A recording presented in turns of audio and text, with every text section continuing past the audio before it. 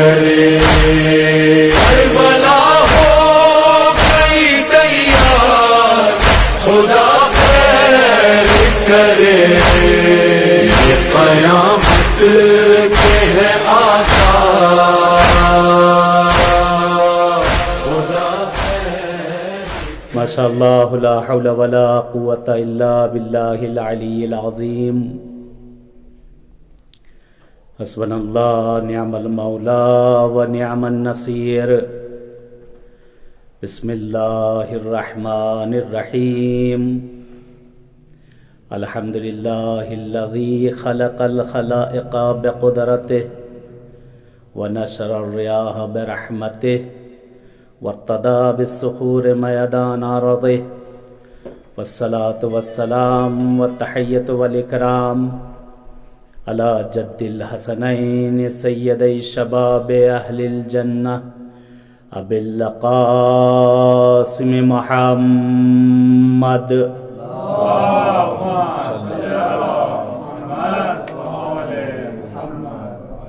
ولعنۃ اللہ علی اعدائہم اجمعین من الآن الى لقاء یوم الدین سیما بقیت اللہ العظم فی الارضین الحجۃ ابن الحسن صلوات اللہ وسلامہ علیہ اللہم عجل لولیک الفرج اللہم عجل لولیک الفرج اما بعد قال اللہ تبارک وتعالی فی کتابہ المجید وفرقانہ الحمید وهو اصدق الصادقین وقولہ الحق بسم اللہ الرحمن الرحیم ویؤثرون علی انفسہم ولو کان بہم خصاما صلوات بج محمد وآل محمد وعجل فرج۔ شکر گزار ہیں معبود کے پروردگار کے، ایک صلوات اور بھیج محمد وآل محمد پہ۔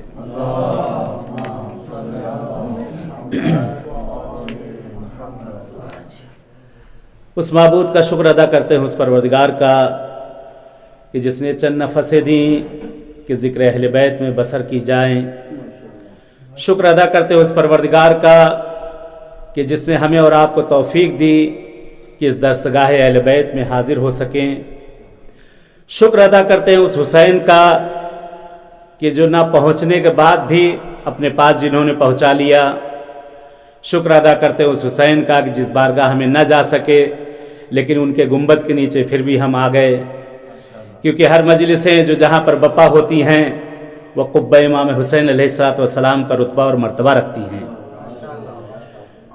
معبود ارشاد فرماتا ہے خداوند منان، وہ خدا جو اپنی ذات میں اکیلا ہے، اپنی ذات میں یکتا ہے، جس کا نہ کوئی شریک ہے، جو لم یلد ولم یولد ہے، جو نہ کسی کا باپ ہے نہ اس کا کوئی باپ، نہ کسی کی اولاد نہ اس کی کوئی اولاد، نہ کسی کا رشتہ دار نہ اس کا کوئی رشتہ دار، پھر بھی سب کا سب کچھ۔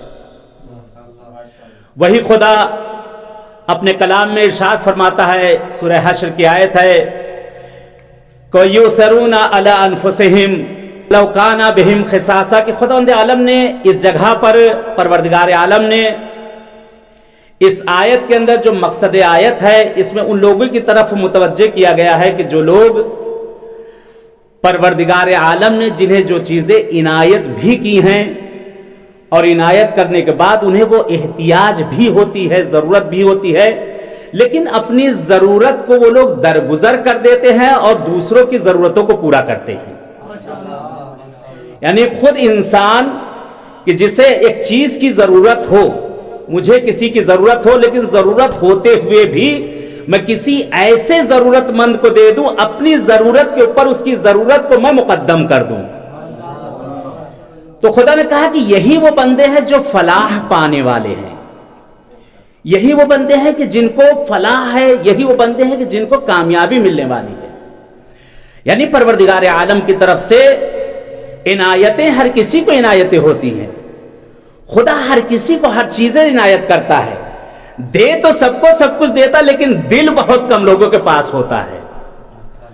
اللہ ہر چیزیں ہر کسی کو دے دیتا، مال دیتا ہے، دولت دیتا ہے، ہر چیز دیتا ہے، اولاد دیتا ہے، لیکن اس کے باوجود بھی ملتا ہے کہ انسان وہاں پر بھی جا کر سستی کر جاتا ہے، اور وہاں پر بھی جب اس کو یہ نعمتیں مل جاتی ہیں، نعمتیں ملنے کے بعد بھی پروردگار کو نعمتوں کو جہاں استعمال کرنا چاہیے وہاں نہیں کر سکتا۔ جس جگہ ضرورت ہے کہ یہاں پہ اس نعمت کا استعمال ہونا ہے وہاں پہ اس چیز کا استعمال نہیں کر سکتا۔ یہ بہت دل والے لوگ ہوتے ہیں کہ جن کے پاس کچھ بھی نہ ہو پھر بھی وہ دوسروں کو دے دیا کرتے ہیں۔ اکثر یہ دیکھا گیا ہے کہ جس کے پاس جتنا نعمت ہو جاتی ہے اس میں ہرس پیدا ہو جاتا ہے۔ جب مال و دولت بڑھتا چلا جاتا ہے تو انسانوں میں ایک خساست عجیب سے آ جاتی ہے کہ اس کے اندر جو ہے لالچ بڑھنے لگتی ہے۔ جو ملا کہا لاؤ، جو ملا کہا لاؤ، ہر چیز انسان جمع کرنے پر جو ہے تل جاتا ہے۔ اگر اس کو اللہ نے ایک چھوٹی گاڑی دے دی تو اب اس کی تما یہ ہے کہ کل بدل کے میں اس سے ایک اور اچھی سی گاڑی لے لوں۔ اللہ نے اس کو اگر ایک چھوٹا سا مکان دیا تب اس کی تما یہ ہے کہ اب اس پہ یہاں پہ کہتے ہیں اس کا شکرانہ رہے گا، شکرانہ جو کرنا لیکن جو اصل شکرانہ ہونا چاہیے وہ نہیں کرتا۔ اب یہاں اس کی تما بڑھی کہ اللہ نے اگر ہمیں ایک چھوٹا گھر دیا ہے تو اس سے ایک اور بڑا گھر دے دے۔ جب اور بڑا گھر دے دیا گیا تب اس کی تمنا ہے کہ چند فلور کا مکان ہو جائے۔ جب وہ بھی ہو گیا تب یہاں پر تمنا ہے کہ خدا کوئی ایسا بنگلہ دے دیتا جس میں باغات ہوتے، جس میں حوض ہوتے، جس میں اور نعمتیں ہوتی۔ یعنی انسان کی تما بڑھتی چلی جاتی ہے، انسان اس میں لالچ بڑھتی چلی جاتی ہے۔ لیکن کامیاب انسان وہی ہے کہ خدا بند عالم جسے جو چیز عنایت کر دے اس کے اوپر قانع ہو جائے۔ جہاں انسان قناعت پسند ہو جائے گا پروردگار بھی اس کی ہر چیز میں خیر و برکت دیتا ہوا نظر آ جائے گا۔ ایک صلوات بھیجے محمد وآل محمد۔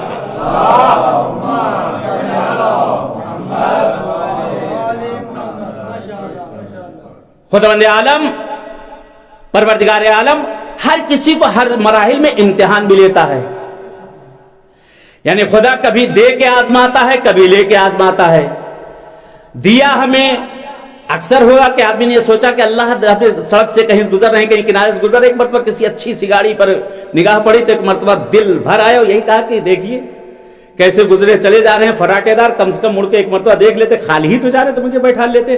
اے خدا آیا، اے کاش تو مجھے بھی ایسی گاڑی دے دیتا، یہ نعمت مجھے دے دیتا تو میں تو کسی بندے کو پیدل چلنے ہی نہ دیتا۔ اللہ نے کہا ٹھیک، میرا بندہ کتنا اچھا ہے، یہ تو دوسروں کی میری خلائق کی خدمت کے لیے آمادہ ہے۔ خداوند عالم نے ہمیں بھی وہ چیز دے دی، پروردگار نے ہمیں بھی وہ نعمت عنایت کر دی، کیونکہ خدا ہر کسی کو سننے والا ہے۔ خدا نے وہ نعمت ہم کو بھی عنایت کر دی۔ وہ نعمت ہمیں ملنے کے باوجود چند روز تو ہم نے خدمت خلق کی، اب اس کے بعد وہی اثرات ہم میں بھی آنے لگے جو دوسروں میں تھے۔ کیا میں نے سب کا ٹھیکہ لے رکھا ہے؟ ارے پیدل چلتی اللہ کے مخلوق اللہ جانے، اس کی مخلوق میں نے سب کا ٹھیکہ لے رکھا ہے؟ 4 دن تو بڑی نیکیاں یاد رہیں، لیکن 4 دن بعد ساری خصلتیں وہی آتی چلی گئیں۔ خدا بند عالم نے ہمیں بھی دیا، کسی جاہو منصب پہ پہنچا دیا، 4 دن 4 دفتر کا چکر لگایا، پیر تھک گئے، کہتے دیکھیں ان کے ہوشی حواس نہیں ملتے۔ اللہ نے کرسی دے دی تو دماغ ہی نہیں ملتا، لگتا ہے کہ ساری کرسیاں انہیں کو مل گئی ہیں۔ اگر مجھے اللہ اس جگہ بیٹھا دیتا میں تو کسی کو دفتر کے باہر کھڑا نہ ہونے دیتا، میں ہر کسی کی تمام مشکل گرفتاریوں کو میں دور کر دیتا۔ خدا نے کہا جاؤ تم بھی بیٹھ جاؤ، ہمیں بھی بیٹھا دیا کہ اللہ کر اس کرسی پہ۔ 4 دن تو سب کی سنی، بعد میں اسی رنگ میں ہم بھی گھلتے چلے گئے۔ تو خدا بند عالم نے اب کہا کہ میرا بندہ یہ بھی اسی طرح ہو گیا ہے۔ اب یہاں پہ ہمیں نعمت ملی تھی، اب نعمت اگر ہم سے یہ چھن گئی، اب یہاں پہ نعمت چھننے کے بعد انسان کیا کرے؟ خدایا میں نے غلط کیا، خدا میں نے جو کیا وہ اشتباہ کیا۔ اس وقت انسان کو یاد نہ رہا جس وقت خوشی میں تھا۔ کہتے شکرانے کا مزہ وہی ہے جب انسان کے پاس نعمت موجود ہو، جب چھن جائے تو اس کے بعد کیا جائے تو کیا کرنا ہے۔ ایک صلوات بھیجے محمد وآل محمد۔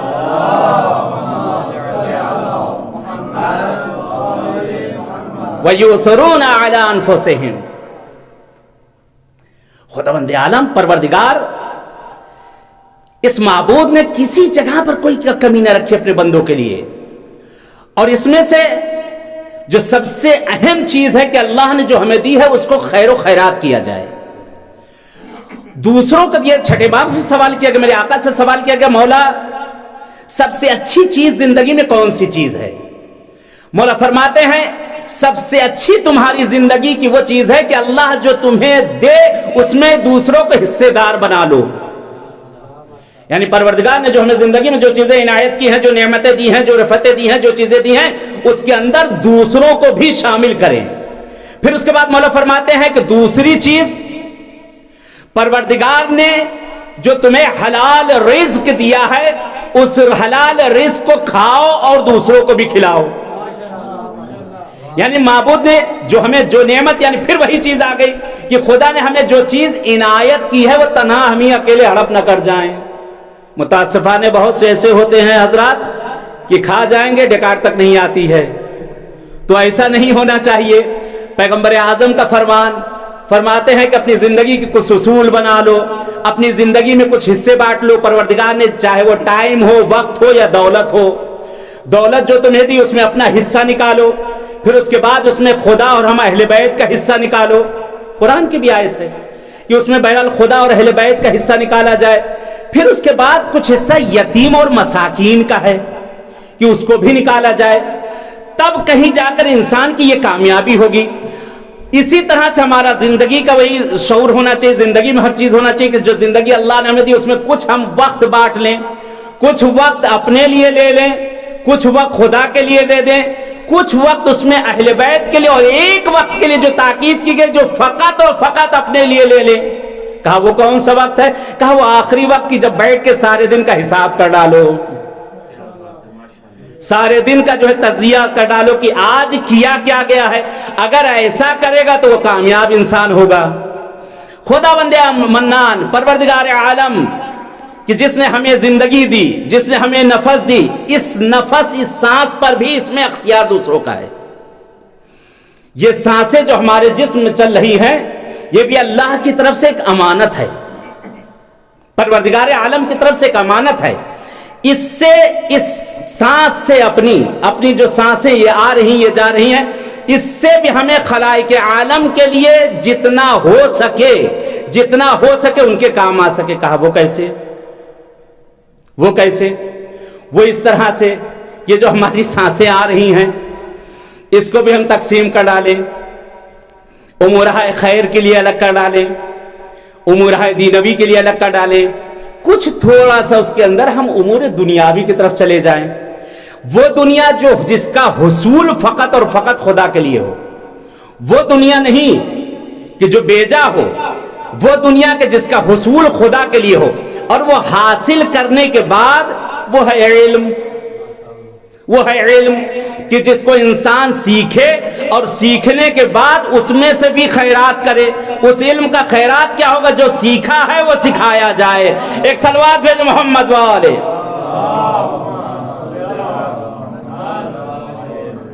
एक इससे बेहतर सलवात भेजे मोहम्मद वाले मोहम्मद पे।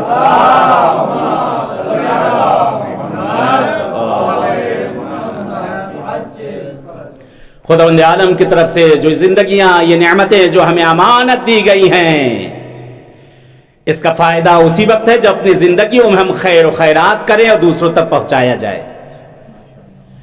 मरने के बाद तो हर कोई सदका खैर खैरात किया ही जाता है, लेकिन कामयाब जिंदगी है जो इंसान अपनी जिंदगी के अंदर खैर और खैरात किया जाए। बड़ा मशहूर वाकया है कि आपने सुना होगा, आय कराती ने भी इसको बहरहाल अपनी एक मजलिस में बयान किया। देखिए, जब इंसान अपनी जिंदगी में जो चीज करता है उसको ज्यादा खुशियां होती हैं। एक शख्स बहरहाल अपने ऑफिस से निकला और निकलने के बाद उसे सामने देखा कि एक ठेले के ऊपर जो है अंगूर बिक रहे थे, बड़े अच्छे अच्छे अंगूर बिक रहे थे। यानी सदका खैरात अगर जिंदगियों में किया जाए, जो अल्लाह ने हमें जो नेमतें दी अगर दूसरों को दिया जाए तो वो बेहतर है, या खुद अपने लिए भी करना है तो जिंदगी ही में किया जाए। कहते वो वहां से निकला, सामने देखा बड़े अच्छे अंगूर बिक रहे थे, उसने कहा ला 2-3 किलो अंगूर खरीद लिए जाएं। खरीदा, उसको कहीं जाना था काम से, अपने नौकर से, क्या इसको ले जाकर मेरे घर पे दे देना। वो घर पे बाजार लेकर गया, वहां देकर चला आया। ये असर के टाइम अपने घर पहुंचा, बहरहाल हाथ मुंह धोकर बैठा, भी बच्चे बैठे हुए। कहा कि आइलिया से कहता है कि वो अंगूर ले आओ, बैठकर सब लोग साथ में खाया जाए। कहते एक मर्तबा बीवी मुस्कुराती है और मुस्कुराकर हंस कर कहती है कि वो तो अंगूर हमने सारे खा लिए। कहा 3 किलो अंगूर सब खा गई? कहाँ, फिर हंसी बीवी उसको हंसने की बात कहती है कि हाँ वो 3 किलो अंगूर हमने खाए, बच्चों ने बैठ के हम लोग ने खाए, बड़ा शीरीन था, बड़ा लजीज था जो आपने भेजा। तो फिर एक मर्तबा ये जो कहता है कि तुम 3 किलो अंगूर खा गई और मेरे लिए एक दाना अंगूर भी नहीं छोड़ा। फिर बीवी हंसी, कहती है हाँ हम लोग सब खा गए, बहुत अच्छे अंगूर थे। कहते हैं अब ये मर्तबा फिक्रमंद हो जाता, अपनी फिक्र में गया, कहे खुदाया 3 किलो अंगूर सारे बच्चे खा गए, बीवी खा गई, एक दाना मेरे लिए नहीं रखा गया। कहते इसी फिक्र में फिर उसने एक मर्तबा सवाल किया, क्या उसमें से तुमने जिस वक्त खा रही थी मेरी जर्रा बराबर तुम्हें याद ना आई कि एक दाना मेरे लिए रख देती? बीवी फिर मुस्कुराई, कह नहीं हो तुम लोग खा गए। कहते एक मर्तबा ये उठा, दोबारा इसने लिबास पहने, अपनी अटैची हाथ में पकड़ी, घर से बाहर निकला। बीवी जो है अपनी ये एक फिक्र में, अजीब फिक्र में घर से निकला जा रहा है, बीवी आवाज दिए जा रही है, तवज्जो ही नहीं, बस इसके दिमाग में ये कि सारे अंगूर खा गए। वो उधर से आवाज दे रही, बीवी बच्चे आवाज दे रहे, कुछ नहीं, बस यही सोचा जा रहा, कह रहे एक दाना मेरे लिए नहीं छोड़ा गया, सारे अंगूर ये लोग खा गए। कह रहे इसी फिक्र में जूता पहना और उसके बाद घर से बाहर निकल गया। अब घर से बाहर निकला, शहर के अंदर टहल आके, अब वहां भी ये अमलाक ढूंढ रहा है जिस जगह जमीनें वगैरह बेची जाती हों। बहरहाल तो एक बहुत बड़ी अमलाक सामने मिली, उसके पास पहुंचा, कहता है इस शहर के अंदर जो सबसे अच्छी जमीन हो मुझे चाहिए, और ऐसी जगह पे मुझे जमीन दो जिस जगह पर लोगों की मस्जिदें, इमाम बारगाहें, ये चीजें ना बनी हो। तो उसने कहा हाँ इस शहर में है जमीन, ऐसी क्यों नहीं है, लेकिन बहुत कहा जितनी भी मुंह मांगी कीमत और अभी दूंगा, जमीन दिखाओ मुझे। जमीन दिखाई गई, जमीन पसंद आ गई, उसने फौरन चेक काटी, कहा ये जमीन मेरे नाम, तमाम हो गया, लीजिए जमीन ले ली। उसने एक मरतबा पता करवाया कि हाँ मिस्त्री कहाँ रहते हैं, राज कहाँ रहते हैं, बन्ना कहाँ रहते हैं। ढूंढता हुआ निकला, अच्छा रास्ते में जा रहा है, फिर वही जहन में इसके बार बार आया जा रहा है, सारे अंगूर खा गए, एक दाना मुझे ना दिया, सोचे जा रहा है। पहुंचा वहां राज के पास, बन्ना के पास, मिस्त्री के पास पहुंचा, कहा ऐसा है कि मैं तुम्हें एक काम देना चाहता हूं, लेकिन वो काम अभी शुरू करना है, पैसा तुम्हें मुंह मांगा दूंगा। कहा क्या करना है? कहा फला जगह पे मैंने जमीन ली है, वहां तुम्हें एक मस्जिद बनाना है। फला जगह पे एक जमीन ली है, वहां तुम्हें मस्जिद बनाना है। कह रहे ये करातिन जो बयान किया है इस वाकये को, कहते हैं कि ये मेरे वालिद मोहतरम, बहरहाल उनके कोई दोस्त थे उस मस्जिद में पेश इमाम, ये उनके पास पहुंचे थे, देखा बहुत आलीशान मस्जिद बनी हुई है, बहुत बड़ी मस्जिद बनी, और मस्जिद में खुद मौलाना साहब का जो है बेहतरीन कमरा बना हुआ है, बेहतरीन कमरा, एसी लगा हुआ, सब कुछ लगा हुआ, और उसके अंदर सोने का कमरा अलग उनके लिए बना हुआ है, हॉल अलग बना है मेहमान के लिए, सब यानी एक आलीशान, जो एक इज्जत और एक आबरू एक मौलवी की जो होना चाहिए। हमारे यहां मस्जिदों में ऐसा कमरा दे देंगे कि जिस मस्जिद जिस जो कमरा दिया जाए, बेचारा वो पैर भी फैलाते हुए डरे कहीं अल्लाह की तरफ ना चला जाए। ऐसी जगह जानबूझकर मौलवी को कमरा दिया जाता है कि जिस जगह भी चाहे, भाई वो भी जिंदगी है, उसके भी बीवी बच्चे हैं, उसे भी खाना पीना सोना उठना बैठना है। मस्जिद के बगल ही में बना के उसे दे दिए कमरा, दे रहे, जरा अच्छा सा आबरूमंद है, क्योंकि वो आपकी आबरू है। अगर आपका मौलवी अच्छा होगा तो लोग आपको भी अच्छा ही कहेंगे, जितना अच्छा वो होगा उतना ही अच्छी आपके भी आहो भगत होगी। जब दीन के रहनुमाई को हम ले जाकर खड्डे में डाल देंगे तो कौम को तो गड्ढे में जाना ही जाना है। जब हमें उसका ही ख्याल ना होगा तो कहां से आपका ख्याल आ जाएगा? क्योंकि जब उसकी तमाम हाजतें पूरी हो जाएंगी तो उसकी जबान आजाद हो जाएगी, उसकी फिक्र आजाद हो जाएगी। क्यों? हमारे बच्चे भी तो रोटियां खाते हैं, क्या उनके बच्चों के पेट अलग हो गए?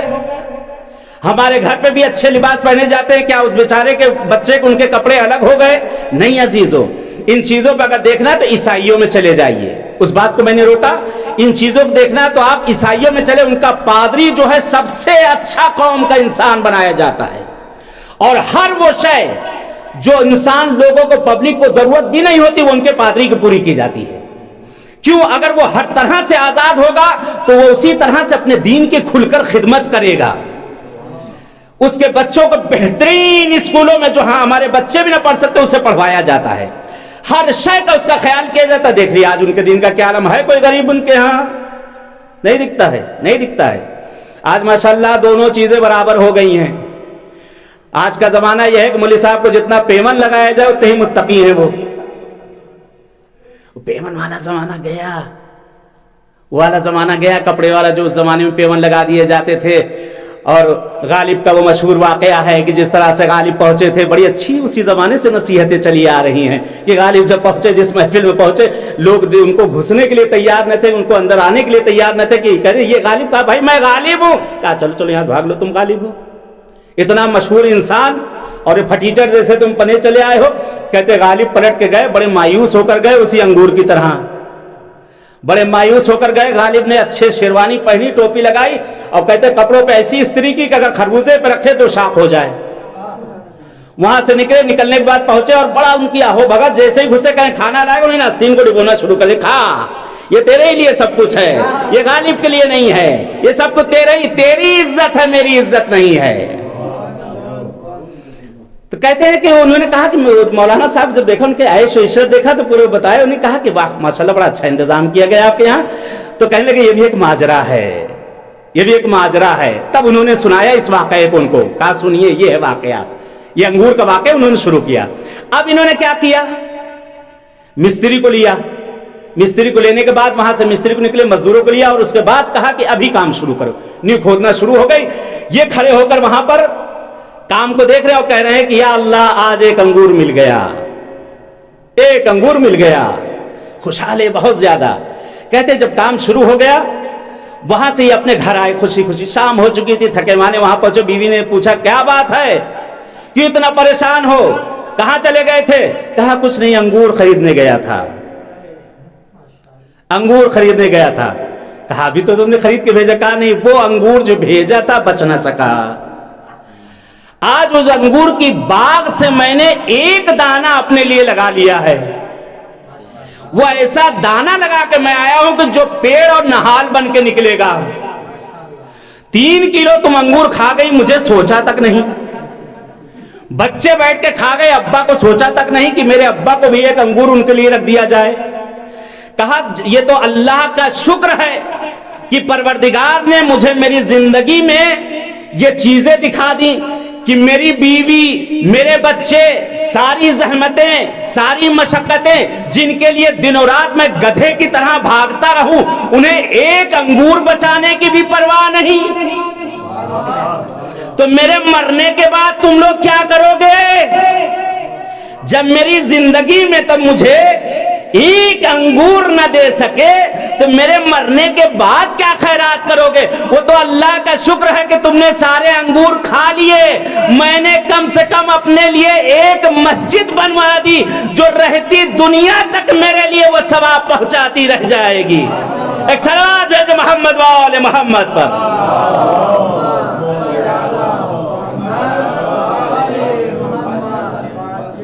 تو انہوں نے بتایا تقریباً 400 سال بیت چکے ہیں اس مسجد کو بنے ہوئے.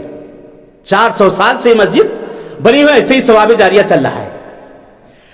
خداوند عالم جسے جو عنایت کرے، پروردگار جسے جو چیزیں دے، کمال وہی ہے کہ انسان وہ دوسروں کو بھی عنایت کرے. اور اس پر کمال بالا کمال یہ ہے کہ انسان کو جو چیزیں دی جائیں، جو صدقہ خیرات کیے جائے، اپنی زندگی میں کرے، اپنی زندگی میں کرے. اس کا مزہ ہی الگ ہوتا ہے. معصومین کے فرامین موجود ہیں کہ پروردگار عالم نے جو ہمیں نعمتیں دی ہیں، جب وہ نعمتیں ہم اپنی نعمتوں سے نکال کر دوسروں کو دے، جتنا ذائقہ دینے میں مزہ آتا ہے اتنا کھانے میں خود نہیں آتا ہے. جب سامنے والا بیٹھ کر اس چیز کو کھائے گا تب اسے مزہ آتا ہے. ویسے تو خیرات کرنے والے نہیں معلوم کتنے خیرات کرنے والے ہیں، لیکن کمال یہ ہے کہ اپنی زندگی میں کر کے جائیے تاکہ وہاں بھی رہتے آرام رہ جائیں. ایک بڑا مشہور واقعہ ہے، خصائص کے اندر نقل کیا گیا ہے کہ جناب رسول خدا کے زمانے میں رسول کے ایک صحابی وصیت کرتے ہیں، یا رسول خدا میرے پاس اتنا باغ ہے، اتنا خرمے کا انبار ہے، میں مر جاؤں تو اس کو میرے لیے خیرات کر دیجئے گا. دور تھے کہیں، انہوں نے وصیت کروائی کہ پیغمبر پہ میری وصیت، اس کی وقت میں حالت احتضار میں ہوں، میری طبیعت اتنی وہ صحیح نہیں، ناساز ہے، یہ میری زندگی کے بعد اس کو خیر و خیرات کر دیا جائے. کہتے پیغمبر اعظم کو پتہ چلا، معلوم ہوا کہ وہ شخص مر گیا، وہ شخص مر گیا ہے. کہتے جناب رسول خدا اپنے تمام اصحاب کے ساتھ وہاں پہنچے، دیکھا کہ انبار لگا ہوا ہے، کھجور کا انبار لگا ہے۔ پیغمبر اعظم نے بہرحال کہا کہ ندا دے دی جائے۔ کہتے غریب و فقراء سب جمع ہونے لگے، انہوں نے سارا خورما خیرات کر ڈالا، اس کے نام سے سارا خورما خیرات کر دیا گیا۔ کہتے جب سارا خورما ختم ہو گیا، آخر میں ایک دانہ خورمے کا بچہ پیغمبر اعظم اٹھاتے ہیں اور دیکھ کر مسکرا رہے ہیں۔ کہتے ہیں اصحاب پیغمبر کے چہرے کو دیکھ رہے ہیں کہ وجہ کیا ہے۔ کسی نے سوال کر دیا یا رسول خدا آپ کیوں مسکرا رہے ہیں؟ جناب رسول خدا کہتے ہیں مجھے قسم ہے اسی رسالت کی جس کو معبود نے جو مجھے عنایت کی ہے، اگر یہ شخص جس کے لیے یہ سارا خورما جو دیا گیا ہے، اگر یہ اپنی زندگی میں یہ ایک خورما اگر خیرات کرتا تو اس سے بڑھ کر اسے اللہ اجر عنایت کرتا، جو اس کے مرنے کے بعد اسے دیا گیا ہے۔ یہ اپنی زندگی میں اگر ایک دانہ یہ خورمے کا اپنی زندگی میں اگر اس نے خیرات کیا ہوتا تو پروردگار اسے اس سے بڑھ کر اجر دیتا جو اس کے مرنے کے بعد جو اسے دیا گیا ہے۔ یہ ہر چیز کے لیے ہر کسی کے لیے ایسا نہ ہو کہ دیمکیں کھا جائیں۔ ایک صلوات بھیجو محمد و آل محمد پہ۔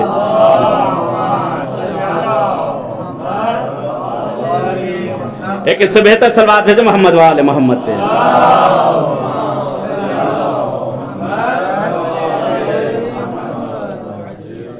خداوند عالم نے انسان کو جو جو چیزیں عنایت کی ہیں، پروردگار کی عنایت کردہ چیزوں پر شکر ادا کرے اور اس میں دوسروں کو بھی شامل کرے کہ ان چیزوں میں سے ایک سب سے کم ترین چیز جو انسان کی آ جاتی ہے، وہ انسان اگر کسی کے لیے کچھ نہیں کر سکتا کم سے کم اتنا تو کر سکتا ہے۔ یہ بھی ایک خیر و خیرات بھی آتا ہے کہ دوسرے کے حق میں دعا کا کر دینا، کہ آدمی اس سے بھی گھبراتا ہے۔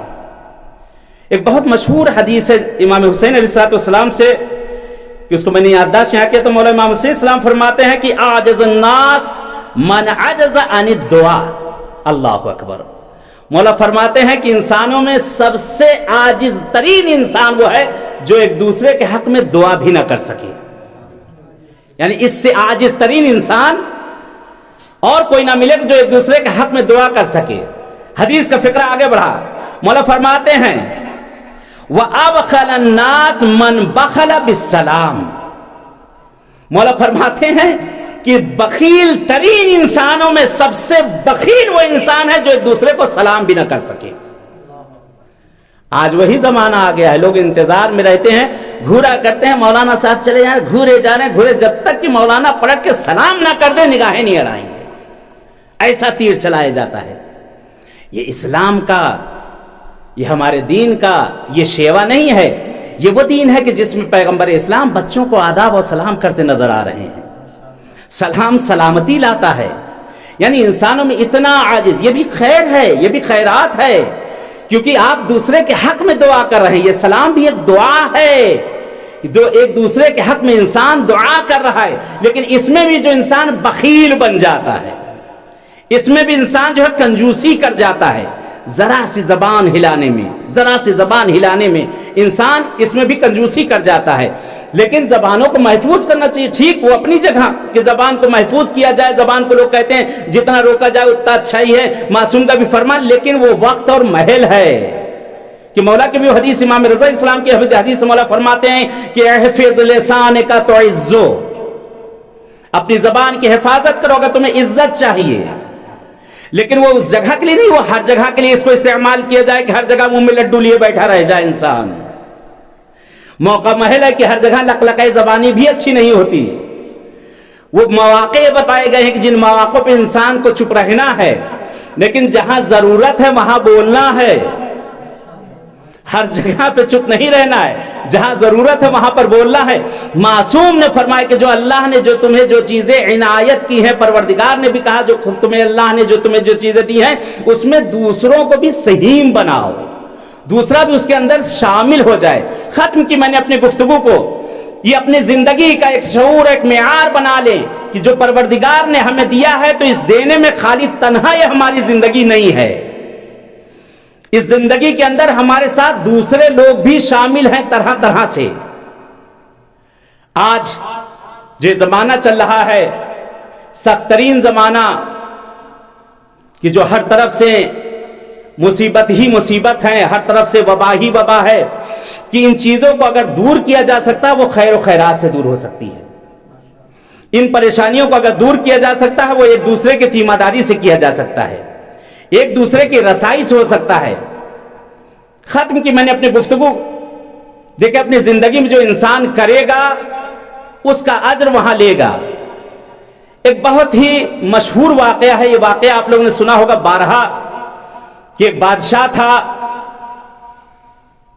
किताब दास्ताना है इबरत के अंदर भी इसको नकल किया गया है कि एक बादशाह था, बहरहाल उसका इंतकाल होने वाला। उसने ऐलान किया कि मैं जिस वक्त मरने लगूं मेरे जनाजे को उठाकर शाहराह पर रख देना, मेरा जनाजा उठाकर शाहराह पे बाहर रखवा देना जहां से लोगों का गुजर होता। तो लोगों ने कहा बादशाह सलामत, आपके मरते वक्त आपका जनाजा आपको तो महल में होना चाहिए। कहा नहीं, जिस वक्त मेरा इंतकाल होने लगे मेरे जनाजे को उठाकर शाहराह की तरफ रखवा देना। बल्कि कहते बादशाह की मौत नजदीक हुई और वसीयत के मुताबिक जनाजे को उठाया गया और उस शहर के बाहर ले जाकर उनके जनाजे को रख दिया गया। वहां से लोग चले गए, कोई था नहीं, अकेला बहरहाल उनका जनाजा वहां पर है। और वक्त आखिर है कहीं इतनी देर में एक फकीर आया, और फकीर आता है और आकर कहता बादशाह सलामत मुझे कुछ इनायत कर दें। कहता है अल्लाह के बंदे मेरे पास तो इस वक्त कुछ नहीं, जान है वो भी जा रही है, मैं तुझे क्या दे दूं। ये बादशाह ऐसा था कि जिसने अपनी जिंदगी में किसी को एक फूटी कौड़ी भी नहीं दी थी, एक फूटी कौड़ी भी किसी को नहीं दी थी इसने। कहता बादशाह सलामत, बहरहाल कुछ इनायत कर दीजिए। दोबारा इसने कहा, कहता मेरे पास तो मेरी जान भी नहीं रही, मेरी जान निकल गई, मेरे पास इस वक्त कुछ भी नहीं है। तीसरी मरतबा फिर कहता बादशाह सलामत कुछ भी दे दीजिए, वो आपकी जिंदगी के लिए खैर बन जाएगा। कहते बादशाह हालत एहतिजार में है, इधर देखता उधर देखता, कुछ नहीं। यहां तक कि जब निकला था हाथों से अंगूठी सबको सब उतरा के मार के चलाया था, कुछ नहीं, जिस पे कपड़ा उसके बस है। दाएं देखता बाएं देखता, कुछ नजर नहीं आ रहा। एक मरतबा झुकता सामने देखता है बादाम का छिलका पड़ा हुआ है। नीयत भी आई तो किस चीज पे आई, उसने बादाम का छिलका उठाया और उठाकर उस फकीर को दे दिया। फकीर ने लिया और लेने के बाद कहता अल्लाह आपको इसका अजर दे, खुदा आपकी मुश्किलात को दूर करे। उसने दुआ के छिलका लेकर वहां चला गया। कहते ये गया था, अभी कुछ देर बाद पता चला कि इसका इंतकाल हो गया बादशाह का। शोरगुल मचा। कहते बड़े आलीशान तरीके से जनाजा उठाया गया बादशाह का और ले जाकर इसको दफना दिया गया। जिस रात ये दफन किया गया है उसी रात इसने ख्वाब में देखा, उसके बेटे ने ख्वाब में देखा। क्या देखता है कि उसका बाप आया है और आकर कह रहा है कि बेटा मेरे ऊपर बड़ी मुसीबत गुजरी है। कहा बाबा क्या? कहा तू खुद देख ले। बेटा क्या देखता है कि बहुत ही खतरनाक अजीबुल खिलका सांप है जिसके चंद मुंह हैं और वो उसकी तरफ हमला करना चाहता है, लेकिन उसका एक असल मुंह है और इधर उधर जो अलग मुंह, एक असल मुंह है कि असल मुंह अगर कट जाए तो सब कट जाए। कहते हैं इसकी तरफ हमला करता है, आगे बढ़ना चाहता है, जैसे ही इसको काटना चाहता है, डसना चाहता है, जमीन से बादाम का छिलका उड़ता है उसके मुंह में चला जाता है। कहते सांप वहां सर पटकना शुरू कर देता है। सांप वहां से सर पटकता है और वहां से वो सांप वो खत्म हो गया। बेटा देख रहा दूसरी तरफ से एक और सांप, बहुत ही वहशतनाक सांप इसकी तरफ दूसरी तरफ से हमला करता है। कहते जैसे ही वो हमला करता है उसके नजदीक पहुंचता है, एक बादाम का छिलका उठता है और उसके मुंह में चला जाता है। वो सांप सर पटक पटक के वो भी वहीं पर खत्म हो जाता है। कहते इसने देखा पीछे से एक सांप चला रहा है इसकी तरफ हमला करने के बाप की तरफ। कहते वो सांप वहां से चला, नजदीक पहुंचना चाहता है कि उसके मुंह के अंदर फिर एक बादाम का छिलका चला जाता है। कहते कितना भी इसके ऊपर ये सांप हमला करना चाहते हैं लेकिन हमला नहीं कर पाते। एक मर्तबा ये वसीयत करता है उसी ख्वाब ने अपने बेटे से कि मेरे लाल जो करना है जिंदगी में कर डालो, तुम्हें जो अल्लाह ने दिया है अपनी जिंदगी में वो दूसरों को उसमें हिस्सेदार बना लो। ये मेरे लाल मेरी वसीयत है कि जितना मालो ज़र है उसको जाकर तकसीम कर दो, जो तुम्हारे लायक हो उसे बचा लो। تو نصیحت یہ ملی انسان کو کہ اگر انسان کو پروردگار نے کوئی چیز اگر دی ہے تو اس چیز میں اگر اپنی زندگی میں صحیح بنا لے تو دنیا میں بھی آرام سے رہے گا، وہاں بھی آرام کرے گا۔ ایک صلوات بھیجے محمد وآل محمد پر۔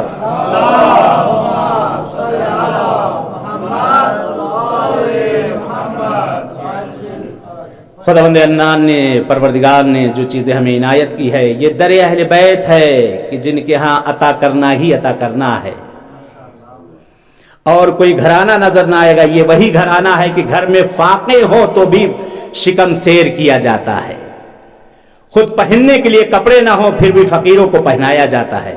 یہ اہل بیت کے گھر کی تربیت ہے کہ ان کے ہاں اس گھر کی تربیت یہ ہے کہ غلاموں کو خریدا جاتا ہے، کنیزوں کو خریدا جاتا ہے، اور انہیں علم کے زیور سے آراستہ کیا جاتا ہے، انہیں قاعدے سے پڑھایا لکھایا جاتا ہے، ان کی ہر حاجت کو پورا کیا جاتا ہے اور آزاد کر دیا جاتا ہے۔ یہ اس گھرانے کی تربیت ہے، یہ در اہل بیت کی تربیت ہے کہ جہاں عنایت ہی عنایت ہوتی ہے۔ یہ اور لوگ ہوں گے کہ جنہیں فقط اور فقط اپنی ہی فکر ہوتی ہے، لیکن در اہل بیت وہ در اہل بیت ہے کہ جہاں غلاموں اور کنیزوں کو بھی آقاؤں جیسا رتبہ دیا جاتا ہے۔ اسی چیز پہ میں نے اپنی گفتگو کو ختم کیا۔ اس گھرانے کی ایک اور کنیز ہے، غلاموں کے تو بڑے واقعات سنے ہوں گے آپ نے۔ اس گھرانے کی ایک اور کنیز ہے جو عالمہ بھی ہے، زاہدہ بھی ہے، جس کا نام شیرین ہے۔ شیرین نام سے ہی آپ کو پتا چل رہا ہے کہ یہ عجم ہیں، یہ عرب نہیں ہیں۔ جناب شہربانو جس وقت بہرحال بیاہ کے گئی تھی تو آپ کے ساتھ جناب شیریں بھی پہنچی تھی، لیکن اہل بیت کے گھرانہ ہے کہ جس گھرانے میں نوکروں کو نوکر نہیں سمجھا جاتا ہے، یہ وہ گھرانہ ہے کہ جس گھرانے میں نوکروں کو بھی ماں کہہ کے بلایا جاتا ہے۔ یہ اہل بیت کا گھرانہ ہے۔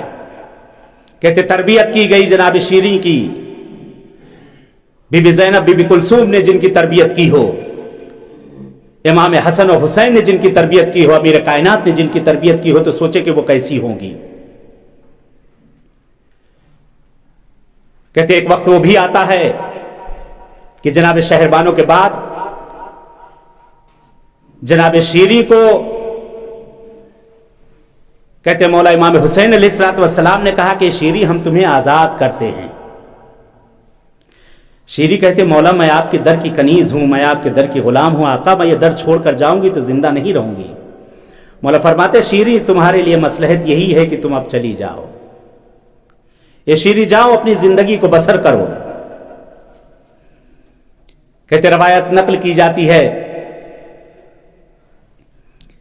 اعلان کر دیا گیا کہ شیریں کو مولا نے آزاد کر دیا ہے۔ کہتے شیریں جن کا دل نہیں چاہ رہا تھا، رو رہی، گڑ گڑا رہی، مولا آپ کے در کو میں چھوڑ کر کیسے جاؤں گی۔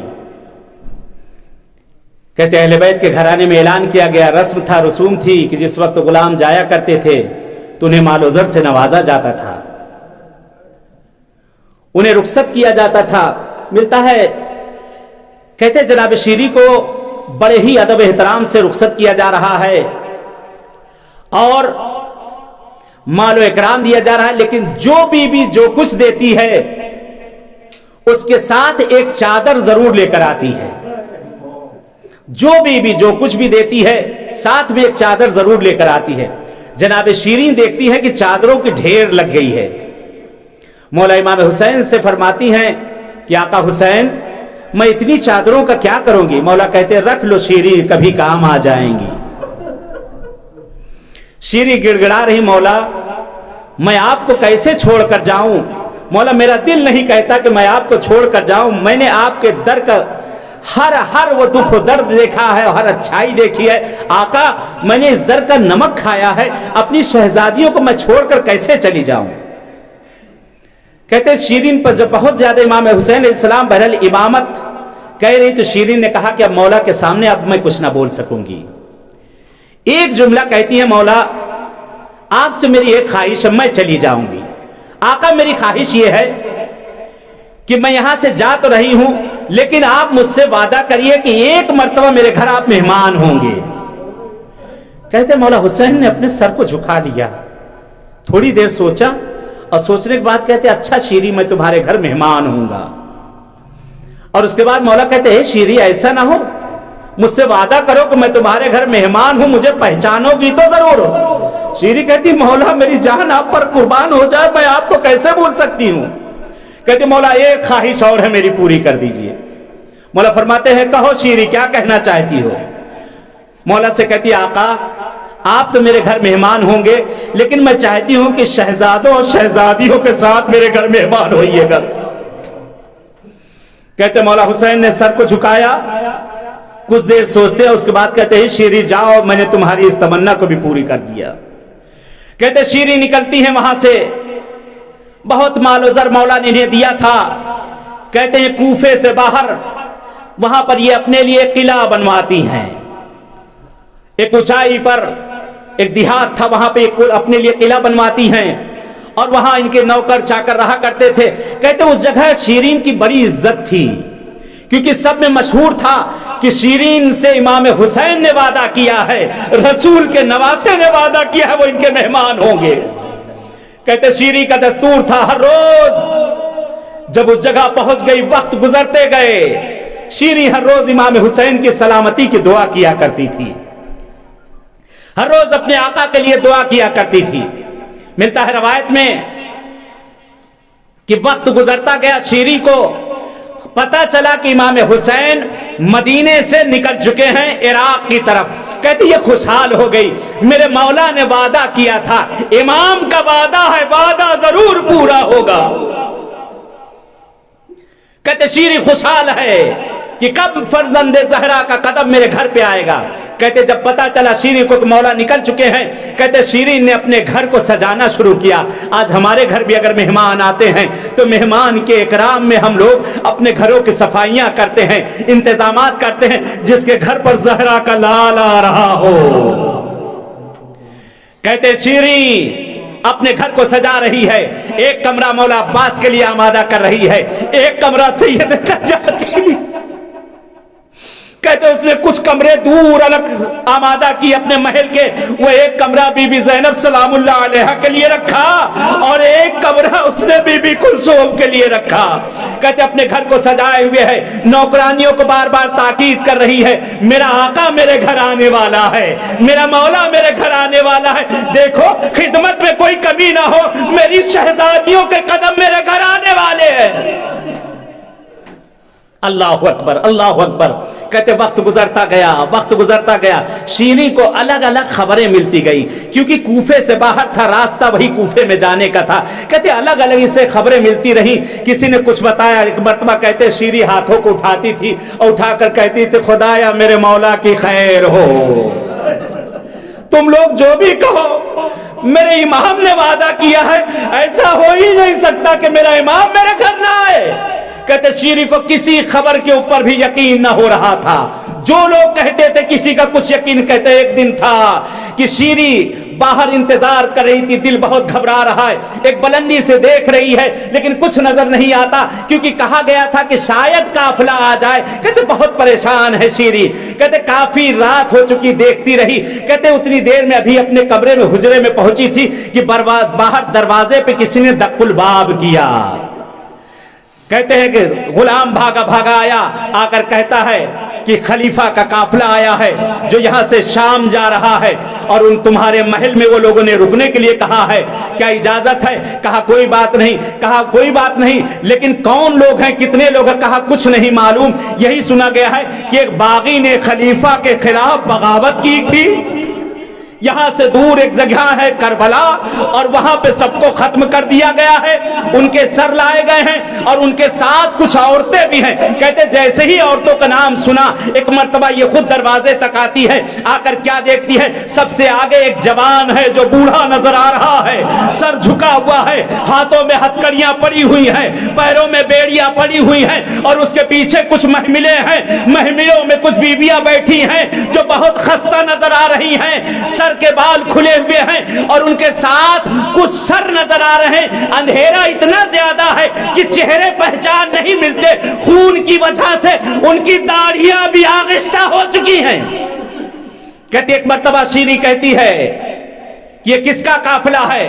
کہتے شمر لعین آگے بڑھتا ہے اور بڑھ کر کہتا ہے ہم لوگ یزید کے کارندے ہیں، ہم لوگ خلیفہ کے کارندے ہیں، اور یہ قافلہ شام جا رہا ہے، ہمیں اس رات یہاں رکنے دیا جائے، ہم لوگ کوفے جائیں گے پھر شام نکلیں گے، آج رات رکنے کی ہمیں اجازت دے دو۔ شیرین کہتی محل میں بہت زیادہ جگہ ہے، آپ لوگ سب یہاں رک سکتے ہیں۔ کہتے ہیں محل میں جو حصہ تھا، جو الگ کا حصہ مردوں کے لیے تھا، اس جگہ پہ شیرین نے کہا ان لوگوں کے لیے آمادہ کیا جائے۔ کہتے ان لوگوں کو آمادہ کیا گیا، اور یہ جو عورتیں تھیں، جو بیویاں تھیں، انہیں صحن خانہ میں ایک دیوال کے پاس لا کر بٹھا دیا گیا۔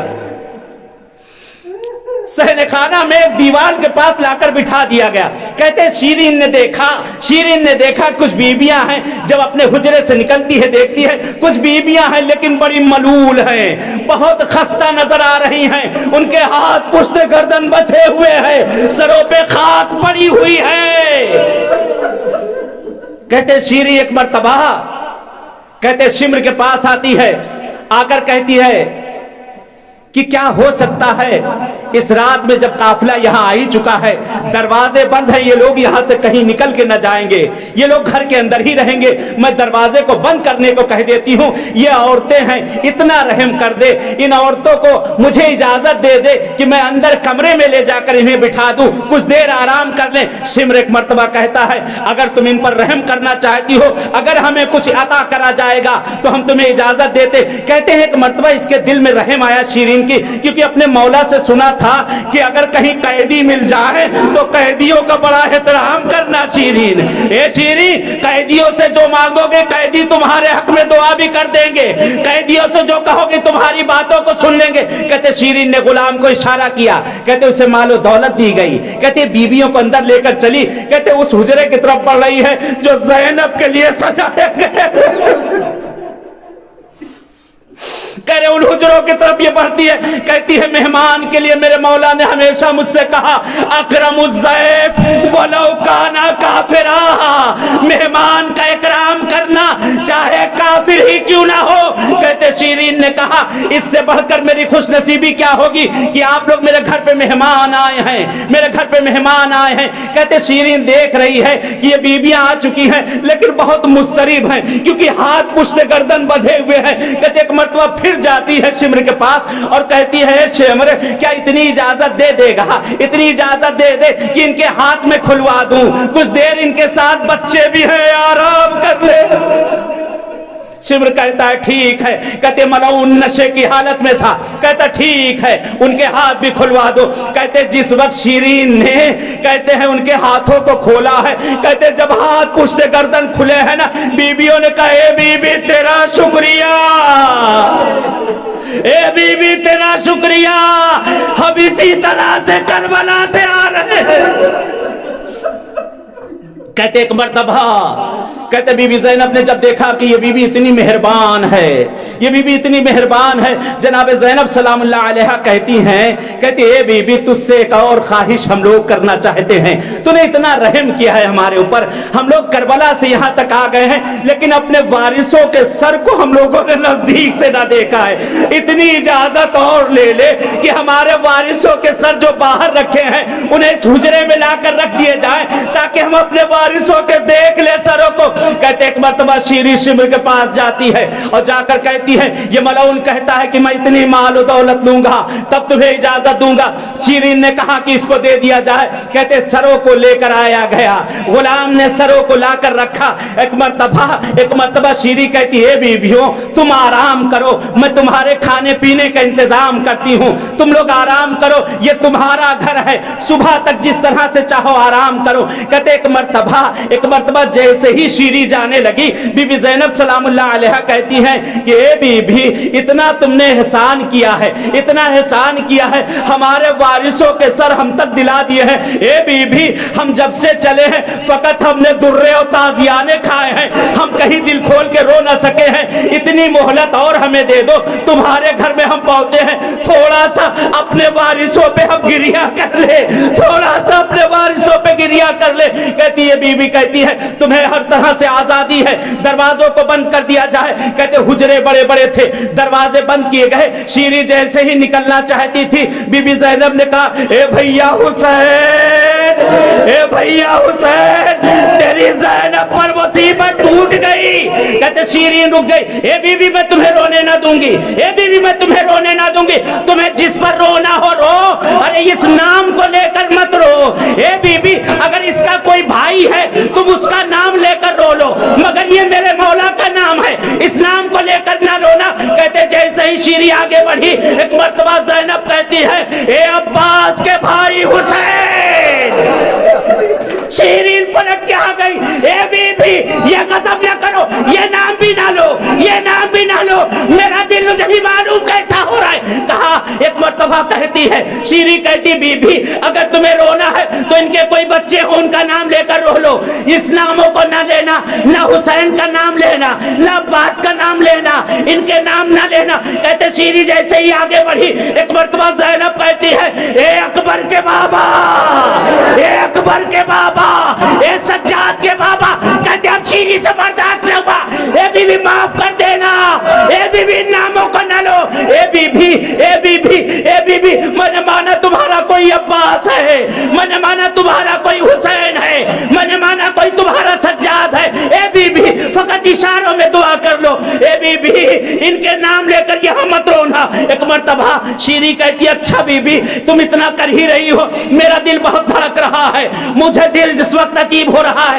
اے بی بی عجب عجب خیال میرے ذہن میں آ رہے ہیں, عجب عجب خیال آ رہے ہیں. میرے مولا نے کہا تھا اگر کبھی تمہیں کہیں قیدی مل جائے ان سے جو دعا کراؤ گے اللہ تمہاری دعا کو سن لے گا. اے بی بی ہو, اے بی بی ہو, ذرا اپنے ہاتھ کو اٹھا لو. میرا مولا مدینے سے نکل چکا ہے, میرے مولا کے ساتھ شہزادیاں ہے.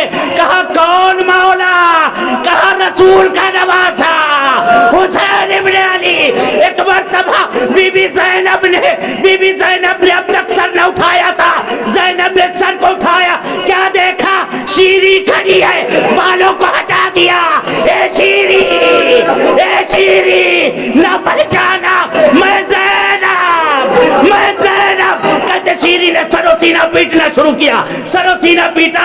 ایک ہی جملہ کہتی ہے, ایک ہی جملہ کہتی ہے اے بی بی, اے بی بی یہ بتا دو عباس کہاں, اے بی بی یہ بتا دو عباس کہاں ہے. زینب کہتی ہے, زینب کہتی اے شیری وہ سر جو یہاں نہ آ سکا, جو گھوڑے کی گردن میں, وہ میرا عباس. یہ تیرا حسین, سر حسین سے آواز آئی اے شیرین میں نے وعدہ پورا کیا. اے شیرین میں نے کہا تھا کہیں ایسا نہ ہو تو مجھے پہچان نہ سکے, میں تیرے گھر مہمان بھی ہو جاؤں. ماتم حسین یا حسین یا حسین.